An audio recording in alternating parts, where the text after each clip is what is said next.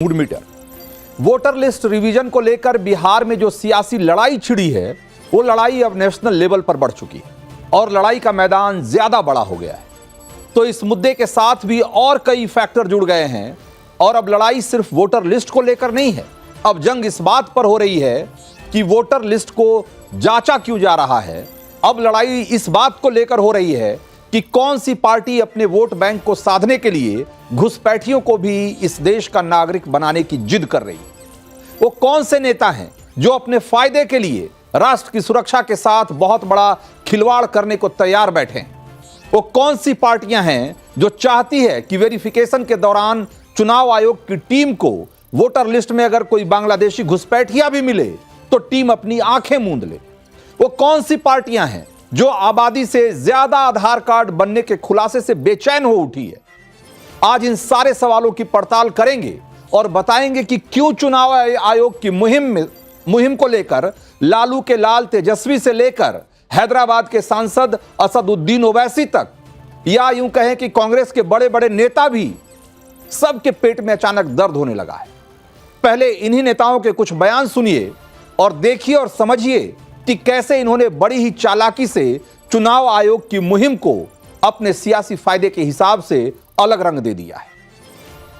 अगर किसी को अगर मिला भी है नागरिकता या वोटर लिस्ट में अगर नाम भी अगर जुड़ा है तो ये इनकी सरकार रिस्पॉन्सिबल है। नीतीश कुमार और मोदी जी रिस्पॉन्सिबल हैं, क्योंकि 20 साल से बिहार में सरकार इनकी है, 11 साल से केंद्र में इनकी सरकार है। और ये जितने चुनाव जीत करके ये लोग गए, सरकार बनाए, तो यानी सब फर्जी है। यानी ये कहना क्या चाह रहे हैं? असल में सुप्रीम कोर्ट ने जब से मामले को संज्ञान में लिया है और जब से इलेक्शन कमीशन को सलाह दी है, तब से इनके हाथ पैर फूले हुए हैं। बिहार ही नहीं, इस देश के गरीब, मजदूर, दलित, पिछड़ों, आदिवासियों के खिलाफ चुनाव आयोग का सबसे बड़ा षड्यंत्र है। क्योंकि एसआईआर के माध्यम से जो अभी बिहार में किया जा रहा है, वो लोगों की सबसे बड़ी ताकत, वोट देने की ताकत को छीना जा रहा है। असलियत यह है कि जो डींगे हाकी जा रही है कि 80% वोट फॉर्म आ गए, उसकी असलियत ग्राउंड रिपोर्ट से खुल रही है। देखिए, लोगों में गुस्सा तो है ही है, लोगों में परेशानी है कि खामखा का एक मसला खड़ा कर दिया इलेक्शन कमीशन ने। ये बिहार विधानसभा चुनाव के बाद भी ये काम हो सकता था, या लोकसभा के चुनाव के फ़ौरन बाद हो सकता था, समय पर्याप्त मिल जाता। तो समय है नहीं और इतनी जल्दबाजी में लोगों को कहा जा रहा है कि आप सारे दस्तावेज दीजिए, सबूत दीजिए, जो असंभव है। पढ़े लिखे आप क्यों कर रहे हैं? आपको राइट ही नहीं है। इसीलिए तो मैंने कहा था कि ये बैकडोर एनआरसी ना हो जाइए। तो ये इस तरह करके ही आप लोगों में गलत मैसेज दे रहे हैं। और फिर बिहार का इंटेंसिव चुनाव जैसा हो रहा है, भाई नवंबर में चुनाव होगा, तो आप क्यों गरीबों को, खासतौर से सीमांचल के लोगों को पावरलेस बनाना चाहते हैं आप? तो चुनाव आयोग बीजेपी के इशारे पर काम कर रहा है। असंवैधानिक है एसआईआर। अभी जांची क्यों कर रहे हो? पहले क्यों नहीं जांचा? मुसलमानों, पिछड़ों को टारगेट किया जा रहा है। यानी कि जिसकी जैसी पॉलिटिक्स, जिसका जैसा वोट बैंक, जिसका जैसा जनाधार, उसी हिसाब से चुनाव आयोग पर वार हो रहा है। जिस पर चुनाव कराने की जिम्मेदारी है, जिस चुनाव आयोग पर, इन बयानवीरों के हिसाब से देखा जाए तो उसी चुनाव आयोग को अपनी ही जिम्मेदारी नहीं निभानी चाहिए। और याद रखिएगा कि देश की सर्वोच्च अदालत ने चुनाव आयोग की इस मुहिम पर रोक नहीं लगाई है। कोर्ट ने हरी झंडी दे रखी है इसको। बावजूद इसके पॉलिटिकल अटैक जारी है और इस अटैक के बीच भी चुनाव आयोग एकदम फुल स्पीड में काम कर रहा है। और चुनाव आयोग की स्पीड देखिए कि इस एक्शन से पॉलिटिकल खेमे में खलबली मची हुई है। जरा देखिए कि चुनाव आयोग जो अभी तक वेरिफिकेशन उसने किया है, उसमें क्या क्या चीजें निकलकर सामने आई। तो फैक्ट यह है कि बिहार में चुनाव आयोग की ओर से कराए जा रहे वोटर लिस्ट वेरिफिकेशन का अभियान अब अपने अंतिम पड़ाव में है। एक तरीके से 24 जून से शुरू हुई इस प्रक्रिया में अब सिर्फ 11 दिन बचे हैं और इस बीच 7 करोड़ 90 लाख यानी कि करीब 8 करोड़ मतदाताओं का जो 8 करोड़ मतदाता हैं उनमें से करीब 6 करोड़ 60 लाख का उन्होंने अपना गणना फॉर्म जमा कर दिया। यह आंकड़ा कुल मतदाताओं का करीब 88% पहुंचता है। तो 2 दौर के घर घर सर्वेक्षण के बाद अब तक 1.59% मतदाता मृत पाए गए। 2.2% मतदाता अस्थायी रूप से अपना निवास स्थान बदल चुके हैं और 0.73% लोग एक से अधिक जगहों पर रजिस्टर्ड हैं वोटर के तौर पर। यानी कि अगर इन सब को मिला दिया जाए तो करीब 4.52% मतदाता जो हैं उनका नाम मतदाता सूची से कटना चाहिए। और यह जो संख्या होती है वो होती है करीब 35,69,000। और अब जाहिर है कि ये जो 35 लाख से ज्यादा लोग हैं इनके नाम वोटर लिस्ट से हटाए जाएंगे और आरजेडी, कांग्रेस, एआईएमआईएम ये सब इसी बात को लेकर बवाल काटे हुए। तो एक तरफ तो आयोग जो ये कह रहा है कि कोई भी पात्र मतदाता इस लिस्ट से छूटना नहीं चाहिए और यह सुनिश्चित की जाएगी, और दूसरी तरफ कोई भी बोगस मतदाता इस लिस्ट में बचे नहीं, इसको भी इंश्योर करेगा। करीब 1 लाख बीएलओ तीसरे दौर में घर घर में सर्वेक्षण का काम शुरू कर रहे हैं और इस मुहिम में राजनीतिक पार्टियों के 1.5 लाख बीएलए यानी कि बूथ लेवल एजेंट भी जुड़े हुए हैं। और दूसरी तरफ इन्हीं राजनीतिक पार्टियों के लोग, बड़े बड़े नेता यह कह रहे हैं कि भाई इतनी जांच क्यों हो रही है। अब सवाल यह है कि जांच से परेशानी किसको है? क्या विपक्ष ये चाहता है कि जिन लोगों की मौत हो चुकी है उनका नाम भी वोटर लिस्ट में पड़ा रहे और उनके नाम पर बोगस वोटिंग होती रहे? क्या विपक्ष ये चाहता है कि एक ही व्यक्ति 2-2 जगहों पर वोट डालते रहें? जाहिर है कि इन सवालों के जवाब में विपक्ष यही कहेगा कि उनकी ऐसी मंशा नहीं है। अब सवाल यह है कि फिर विपक्ष क्यों चाहता है, जो कह रहा है कि ये जो रिवीजन का काम है नहीं होना चाहिए, वो ऐसा क्यों चाहता है? तो लोग कह रहे हैं कि ये सारा खेल असल में घुसपैठियों को वोटर बनाने को लेकर है और जिसको दबाने के लिए जबरदस्त पॉलिटिकल खेल हो रहा है। एक बार शहनवाज हुसैन को सुनिए क्या कह रहे हैं। हम लोगों का भी वोट वेरिफिकेशन हुआ है, एक एक दरवाजे तक बीएलओ जा रहे हैं, कोई दुश्वारी किसी को आने वाली नहीं है। ये जब वोट वेरिफिकेशन होगा तो उसमें बिहार के ही लोग वोट करेंगे। बिहार बॉर्डर स्टेट है, नेपाल या बर्मा या बांग्लादेश के वोटर वोट क्यों करेंगे बिहार में? बिहार के भाग्य का निर्णय बिहार के लोग ही करेंगे, बिहार के मतदाता करेंगे और एक भी मतदाता छोड़े जाने वाला नहीं है।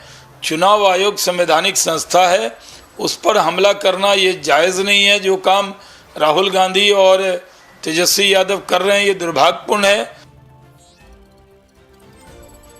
तो बिहार में चुनाव आयोग ने वेरिफिकेशन शुरू ही इसलिए किया था ताकि जो लोग नहीं रहे या जिन्होंने अपना पता बदल लिया अस्थायी रूप से या फिर जिनके 2 जगहों पर वोटर कार्ड बने हुए हैं उनको खोजकर निकाला जाए।